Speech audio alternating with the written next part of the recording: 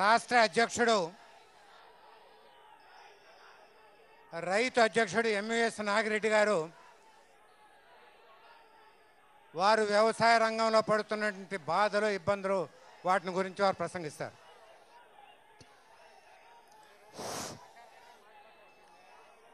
ఆంధ్రప్రదేశ్ సుదీర్ఘ రాజకీయ చరిత్రలో ఎంతో మంది ముఖ్యమంత్రుల తరువాత పాలనకు వచ్చి ₹1 పన్ను పెంచకుండా ₹1 కొత్త పన్ను వేయకుండా పేద బడుగు బలహీన రైతు మహిళా విద్యార్థి వర్గాల అభివృద్ధి సంక్షేమం తన 2 కళ్ళుగా పాలన గావించి ఈ ప్రజల గుండెలలో చిరంజీవిగా మిగిలిపోయిన డాక్టర్ వైఎస్ రాజశేఖర రెడ్డి గారి ఆత్మకు ముందుగా పాదాభివందనం. అధికార వర్గాలు ప్రభుత్వాలు ప్రజలకిచ్చిన హామీలు అమలు చేయడంలో వైఫల్యం చెందినప్పుడు ఆ ప్రజల తరపు నుండి పోరాడవలసిన బాధ్యత అపోజిషన్ పార్టీ మీద ఉంది. అదే బాధ్యతతో ఈరోజు ప్రజా సమస్యల పరిష్కారం కోసం మన జగన్మోహన్ రెడ్డి గారు వైఎస్ఆర్ కాంగ్రెస్ పార్టీ అధ్యక్షులు రైతు దీక్షా కార్యక్రమం చేపడుతున్నారు. వారికి అలాగే వేదిక పైన ఉన్న గౌరవనీయ శాసనసభ్యులకు వైఎస్ఆర్ కాంగ్రెస్ పార్టీ నాయకులకు సభలో ఉన్న డాక్రా అక్క చెల్లెళ్లకు రైతు సోదరులకు మీడియా మిత్రులందరికీ ముందుగా నమస్కారం. వ్యవసాయానికి కావాల్సింది ముందుగా పెట్టుబడి. సో ఒకనాడు బ్రిటిష్ పాలనలోనే ఈ భారతదేశ రైతాంగం ప్రైవేటు వడ్డీ వ్యాపారస్తుల కబంధ హస్తాల్లో చిక్కుకుని వాళ్ళు విలవిల్లాడుతున్నారని బ్రిటిష్ ఐసీఎస్ అధికారి నికల్సన్ అనే ఐసీఎస్ అధికారి కోఆపరేటివ్ చట్టాన్ని తీసుకొచ్చారు. దాని ద్వారాగా వచ్చినాయే ఇవాళ ప్రైమరీ అగ్రికల్చర్ కోఆపరేటివ్ సొసైటీలు. ఆ తర్వాత ఇందిరాగాంధీ గారు ప్రధానమంత్రిగా ఉండగా ప్రైవేట్ బ్యాంకులన్నీ జాతీయకరణ చేసి వ్యవసాయ రంగానికి 18% వడ్డీ ఇవ్వాలి, రుణాలు ఇవ్వాలి. ఈ 18% కూడా 11% వడ్డీకే రుణాలు ఇవ్వాలని చెప్పి పార్లమెంట్లో చట్టం చేయడం జరిగింది. అదే సమయంలోనే ఎన్టీ రామారావు గారు ముఖ్యమంత్రిగా ఉండగా ఈ రాష్ట్రంలో సకాలంలో చెల్లించిన రైతులకు 5.5% వడ్డీ రాయితీ ఇచ్చి 5.5% వడ్డీకే రుణాలు ఇవ్వడం జరిగింది. ఆ తర్వాత వాజ్పేయి గారు ప్రధానమంత్రిగా ఉండగా 11% వడ్డీని 9% తీసుకొచ్చారు. ఈ 9% వడ్డీలో రాజశేఖర రెడ్డి గారు ముఖ్యమంత్రిగా ఉండగా ₹1,00,000 వరకు పావలా వడ్డీకే రుణం అమలు చేశారు. అంటే 3% వడ్డీకి. యూపీఏ 2 ప్రభుత్వంలో 3% కేంద్ర ప్రభుత్వం రాయితీ ఇవ్వడం జరిగింది. సో అదే ఎన్డీఏ ప్రభుత్వం కూడా ఈ గత సంవత్సరం రాయితీ ఇచ్చింది, ఈ సంవత్సరం రాయితీ ఇచ్చింది. దీని మూలంగా ఈ రాష్ట్రంలో వ్యవసాయ రుణాలు ₹1,00,000 వరకు వడ్డీ లేని రుణాలు అయినాయి. ఈ సమయంలో ఇక్కడి నుంచి వడ్డీ లేని రుణాల వరకు చంద్రబాబు నాయుడు గారి పాత్ర ఏ కోశానా ఎక్కడా కూడా లేదు. ఆయన 9 ఏళ్ల పాలనలో రైతు రుణాలు తగ్గించాలని కానీ లేకపోతే రైతులకు మరిన్ని రుణాలు ఇప్పించాలని కూడా ఆలోచన చేయలా. సో ఇక్కడి నుంచి చంద్రబాబు నాయుడు గారు ఎన్నికల హామీగా రైతుల వ్యవసాయ రుణాలన్నీ మాఫీ చేస్తాను, అనంతపురం జిల్లా పాదయాత్రలో నాకు గుండె కరిగిపోయిందని చెప్పి ప్రకటించిన వ్యక్తి అదే అనంతపురం జిల్లాలో పడుతున్న అరటి, అదే అనంతపురం జిల్లాలో పడుతున్న కూరగాయలు, పూల తోటలు, అలాగే మిర్చి అనేక పంటలకి రుణమాఫీలోంచి తొలగి చేయడం జరిగింది. సో వ్యవసాయ రుణాల మాఫీ అనేది పార్టీ నుంచి కాకుండా జూన్ 8వ తారీఖు నాడు ప్రభుత్వం ప్రమాణ స్వీకారోత్సవం రోజున అన్ని పత్రికల్లోనూ కూడా వ్యవసాయ రుణాల మాఫీ అనే అడ్వర్టైజ్మెంట్ ఇచ్చారు. ఆ వ్యవసాయ రుణాల మాఫీ వల్ల పంట రుణాల మాఫీ అయింది. పంట రుణాల మాఫీ వల్ల హార్టికల్చర్ క్రాప్స్ తొలగించేశారు. అక్కడ నుంచి కుటుంబానికి ₹1,50,000 అన్నారు. చివరికి ఏమి జరిగిందయ్యా అంటే మొన్న అసెంబ్లీలో జగన్మోహన్ రెడ్డి గారు ఎవ్రీ బ్యాంక్ నుంచి ఇచ్చిన రైతులది ఫుల్ డేటా ఇవ్వడం జరిగింది. ప్రతి రైతుకి కూడా ఎప్పుడైతే 5 సంవత్సరాలు వాయిదా ఇచ్చారో వడ్డీ లేని రుణం వల్ల వాయిదా దాటేదాకా 7%, వాయిదా దాటిన కాడించి నేటికి 14% చక్కెర వడ్డీ పడుతోంది. రైతుల అకౌంట్లో చక్కెర వడ్డీ పడిన పరిస్థితి మొట్టమొదటిసారిగా ఈ రాష్ట్రంలో వచ్చింది. చంద్రబాబు నాయుడు గారు మీరు రుణాలు కట్టవద్దు అని పిలిపివ్వడం మూలంగా రైతులు రుణం కట్టలా. ఈరోజు సో వాస్కోడిగా మా దేశాన్ని కనుక్కుంటే నేను రుణమాఫీని కనుక్కున్నాడని చంద్రబాబు నాయుడు గారు మాట్లాడుతున్నారు. అంటే రైతులకి భారతదేశ వ్యవసాయ రంగ చరిత్రలోనే ఖరీఫ్ అయిపోయేదాకా రుణం దక్కని పరిస్థితి ఈ సంవత్సరం మాత్రమే వచ్చింది రాష్ట్రంలో. అదే సమయంలో ఎప్పుడైతే రుణాలు రెన్యువల్ కాలేదో వాళ్ళ క్రాప్ ఇన్సూరెన్స్ జంపడలా.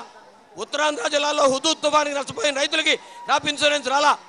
ఈ సంవత్సరం రాయలసీమ జిల్లాలు కరువుతో కరాలు నుచ్చివాడుతూ ఉంటే అనంతపురం, కడప, ప్రకాశం ఏ జిల్లాలోనూ కూడా చనిపోయిన పంటలకి ₹1 ఇన్సూరెన్స్ రాని పరిస్థితి.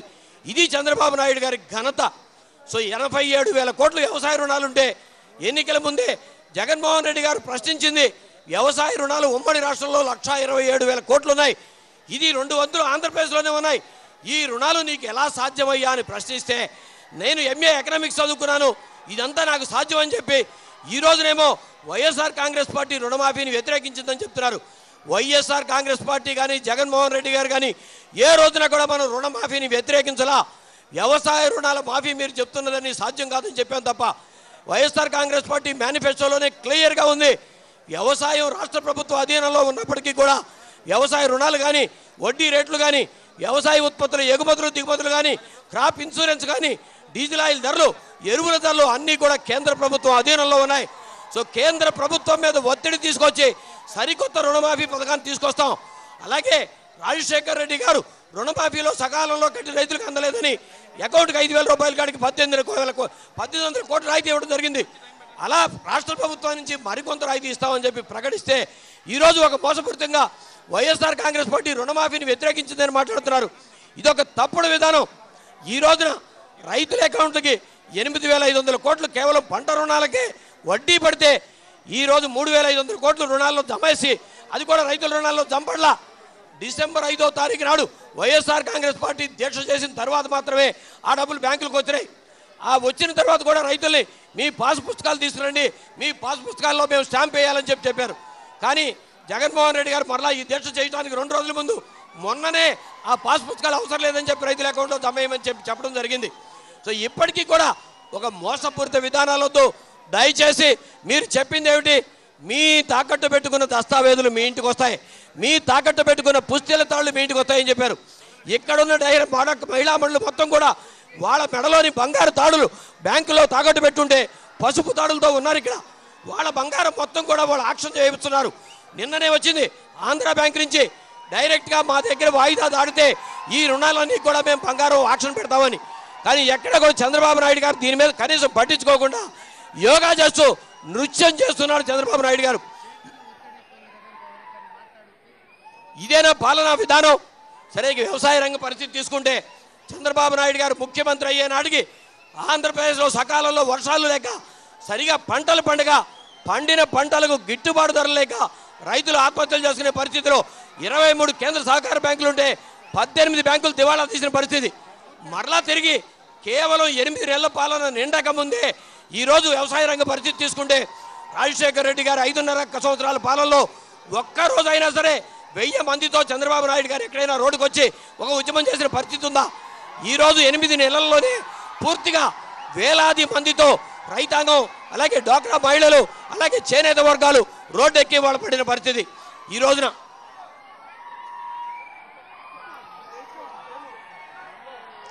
రాష్ట్రంలో అత్యధికంగా పండే పంట వరి. సో ఈ వరి పంట అదృష్టవశాత్తు కృష్ణా దయచేసి బాబు దయచేసి మీరు జగన్మోహన్ రెడ్డి గారిని చూడటానికి వచ్చారు, కేకలు వేయొద్దు, దయచేసి కోఆపరేట్ చేయండి. మీ అందరికీ కలవడానికే ఇక్కడ పశ్చిమ గోదావరి జిల్లాలో కార్యక్రమం తీసుకోవడం జరిగింది. దయచేసి కోఆపరేట్ చేయండి. సో ఈరోజు రాష్ట్ర వ్యాప్తంగా వరి పంట పరిస్థితి తీసుకుంటే అదృష్టవశాత్తు కృష్ణా గోదావరి డెల్టాల్లో తుఫాను లేకుండా మంచి పంట వచ్చింది. కానీ రైతు ధాన్యాన్ని అమ్ముకోలేని పరిస్థితి. కేంద్ర ప్రభుత్వం ప్రొక్యూర్మెంట్ పాలసీని 70% నుంచి 20% తీసుకొస్తే ఆ కేంద్ర ప్రభుత్వంలో భాగస్వామ్యంగా ఉన్న తెలుగుదేశం పార్టీ, కేంద్రంలో ఉన్న బీజేపీ పార్టీ కాదు. సో బీజేపీ పార్టీలో ప్రభుత్వంలో 2 కేబినెట్ మంత్రులు పెట్టుకుని పాలసీ మీద ఏమాత్రం ప్రశ్నించని పరిస్థితి. అలాగే ధాన్యానికి ధర లేక ఏం చేయాలో తెలియని పరిస్థితి అయితే మరలా 2వ పంట అత్యధికంగా పండేది వేరుశెనగ. దక్షిణ భారత ధాన్యాగారంగా కృష్ణా గోదావరి డెల్టాలు పిలిస్తే దక్షిణ భారతదేశం మొత్తానికి కూడా వేరుశెనగను అందించేది రాయలసీమ జిల్లాలు. ఈరోజు రాయలసీమ జిల్లాలో నుంచి వర్షపాతం లేక వరి పంట, వేరుశెనగ పంట మొత్తం దెబ్బతినిపోతే అయినప్పటికీ కూడా వేరుశెనగకు ధర లేదు. సో ఈరోజు ఆయన పాద మహిమ అనంతపురం జిల్లాలో కేవలం 49% వర్షం పడింది, కడప జిల్లాలో 49% వర్షం పడింది, ప్రకాశం జిల్లాలో కేవలం 47% పడితే అత్యధికంగా వర్షం పడే తూర్పుగోదావరి జిల్లాలో కూడా చివరికి 53% మాత్రమే వర్షం పడింది. రాష్ట్రం మొత్తం కూడా కరువు విరాళనాలకు నిత్యవాడుతూ ఉంటే ఎక్కడ రైతుకి కనీసం ఇన్పుట్ సబ్సిడీ ఇచ్చే ఆలోచన కూడా చేయలేదు చంద్రబాబు నాయుడు గారు. ఈరోజు ఇన్పుట్ సబ్సిడీ కనీసం ఎన్యూమరేషన్ కూడా చేయలే. మీరు ఏ పంట కనాలండి, మొక్కజొన్న పంట 1,310 రూపాయలు మద్దతు ధర ఉంటే 900 నుంచి 1000 రూపాయలకు అమ్ముకున్న పరిస్థితి.